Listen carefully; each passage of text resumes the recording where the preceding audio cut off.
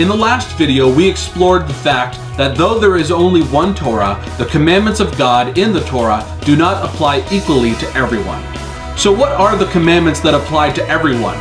Where in the Torah do we find God's instruction that definitely applies to all of humanity? It is firstly in the words spoken by God to Noah after the flood. It is written in Genesis chapter 9, "And God blessed Noah and his sons and said to them, Be fruitful and multiply, and fill the earth. Every moving thing that is alive shall be food for you. I give all to you as I gave the green plant. Only you shall not eat flesh with its life, that is, its blood. Surely I will require your lifeblood. From every beast I will require it. And from every man's brother, I will require the life of man." The teachers of Israel understood that this passage formed the foundation of what God expects of all people.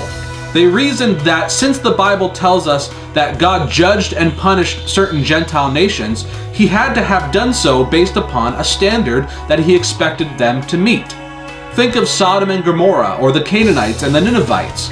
All of these people were judged and punished because they had not lived according to the commandments God expects all people to keep. From these verses in Genesis 9, the ancient Jewish teachers derived 7 categories of commandments: prohibitions regarding idolatry, blasphemy, murder, theft, sexual immorality, and animal cruelty, along with the positive commandment to set up a court system. Firstly, the prohibition of idolatry. Since there is only one true God, the first thing humanity has to do in order to have a godly society is abolish all idolatry. God did not give Noah any commandments prohibiting worshiping idols, but the teachers of Israel understandably assumed that in order to be a true worshiper of the one true God, you had to recognize the fact that he is the only God and that you ought not to worship idols. As it says in Exodus, "I am the Lord your God, you shall have no other gods before me." And it says in Deuteronomy, "The Lord is our God, the Lord is one." So it is the obligation of every person to acknowledge God and to recognize that he is the only one. And not only are we not supposed to worship false gods, we are also not supposed to engage in the ways of idol worshippers. It says, "Do not inquire after their gods, saying, How do these nations serve their gods, that I also may do likewise?" Now, idols are not just statues and things that are obviously religious, but are also things in our lives that will distract us from being solely devoted to the Lord. In Numbers, we are commanded to not follow after your own heart and after your own eyes. It is far too easy to get caught up in what the rest of society is lusting after, but God's people are to be different than the rest of the world.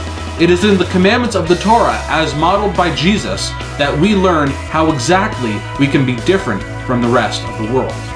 Secondly, the prohibition of blasphemy. If we are to deny idolatry, then we must also relate to the one true God in the way that he has ordained. God does not want a passive and partial relationship with him. He wants us to devote ourselves fully to him. As it says in Deuteronomy, "Love the Lord your God with all your heart, and with all your soul, and with all your might." And it also says in Deuteronomy, "You shall fear the Lord your God, you shall serve him and cling to him." And this verse is calling on us to show proper respect to God, which we can do through proper worship of him. Furthermore, it says we should cling to him, which implies a consistent and heartfelt prayer life with God. Along those lines, in everything we do, we should also express our gratitude to God for who he is and everything he has done. In fact, the Bible commands us to bless God after meals. It says, "When you have eaten and are satisfied, you shall bless the Lord your God." Prohibiting idolatry and blasphemy allow for a proper relationship with God. But what about the way we are to interact with other human beings?